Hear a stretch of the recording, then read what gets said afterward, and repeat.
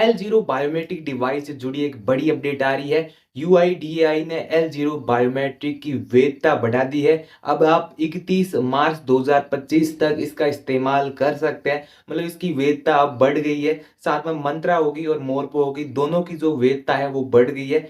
बाकी डिवाइस का यहाँ पे कोई कंफर्मेशन नहीं है, लेकिन यहाँ पे जो आपके पास मंत्रा है या फिर मोरपो है, आपके पास L0 डिवाइस है, तो आपके लिए बड़ी खुशखबरी है। आपको अब पैसे खर्च करने की जरूरत नहीं है। 31 मार्च 2025 तक आपको पैसे खर्च करने की जरूरत नहीं है, क्योंकि इसकी वैधता बढ़ चुकी है। वैधता बढ़ाने का सबसे बड़ा कारण है कि L1 डिवाइस प्रॉपर तरीके से काम नहीं कर रही थी। जो भी CSC VLE है या फिर जो भी इस्तेमाल करते हैं L0 बायोमेट्रिक डिवाइस का, तो वो प्रॉपर तरीके से उसका इस्तेमाल नहीं कर पा रहे थे। इस वजह से इसकी वैधता बढ़ाई गई है। एक और कारण ये भी हो सकता है कि जिन्होंने भी अक्टूबर के बाद में L1 डिवाइस परचेज की है, वो काम ही नहीं कर रही थी। और साथ में यहाँ पर L1 डिवाइस जो मंत्रा की है, उसके ऊपर आप सभी को पता है उसको बैन भी कर दिया गया था। मतलब उसके ऊपर रोक भी लगा दी गई थी और उसके बाद में उसके ऊपर रोक हटाई गई थी।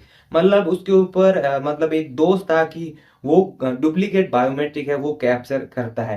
तो ये दोष था। उसके बाद में क्या हुआ, यूआईडीआई और मंत्रा के बीच में क्या कॉन्ट्रैक्ट हुआ, बाद में क्या हुआ, मंत्रा L जो 1 डिवाइस है वो वापस से आ गई। मतलब जितनी भी परचेज की थी लोगों ने, उसके बाद में जो रेट थी वो एक बार डाउन हो गई थी। मतलब आपको 2500 रुपए में बायोमेट्रिक डिवाइस मिल रही थी, L1 बायोमेट्रिक डिवाइस मिल रही थी। उस समय L1 बायोमेट्रिक डिवाइस खरीदी भी गई ताकि L1 डिवाइस है उसके अंदर बहुत सारी परेशानियां हैं। इस वजह से शायद जो है अब इसकी जो वैधता है वो बढ़ा दी गई है।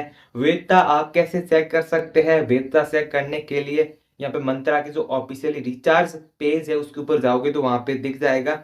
जब आप रिन्यूअल करते हो तो उस समय लिखा भी आता है कि आप इसको अब 31 मार्च तक इस्तेमाल कर सकते हैं। मतलब 1 अप्रैल 2025 तक इसका आप इस्तेमाल कर सकते हैं। इसकी वैधता रहने वाली है।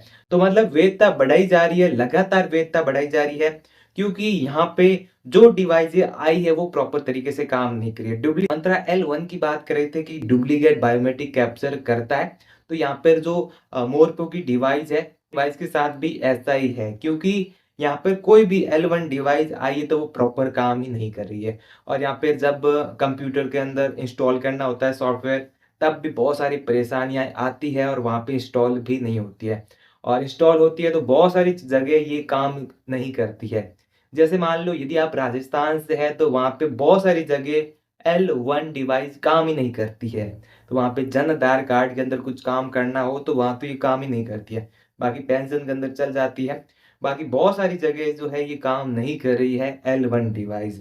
और इस वजह से ये कारण हो सकता है, क्योंकि बहुत सारे बग्स है, ये जब फिक्स हो जाएंगे तो उसके बाद में ऑफिशियली L0 बायोमेट्रिक डिवाइस बंद हो जाएगी। तब तक आप L0 बायोमेट्रिक डिवाइस इस्तेमाल कर सकते हैं। आपको L1 डिवाइस परचेज करने की ज़रूरत ही नहीं है, क्योंकि 31 मार्च कर दिया है। मतलब ये है कि अभी आपके पास 4 महीने का और समय मिल गया है।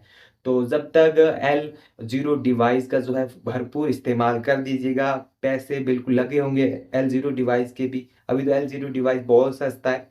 तो ये है कि अब यदि आप नया बायोमेट्रिक मशीन खरीदना चाहते हैं तो L1 ही खरीदना। L1 स्टार्टअप का आता है, L1 बहुत प्रॉपर वर्क करता है। स्टार्टअप का L1 बायोमेट्रिक डिवाइस परचेज कर सकते हैं। तो आशा करता हूँ ये वीडियो आपके लिए बहुत इन्फॉर्मेटिव रहा होगा, और वीडियोस के लिए चैनल को जरूर सब्सक्राइब कीजिए।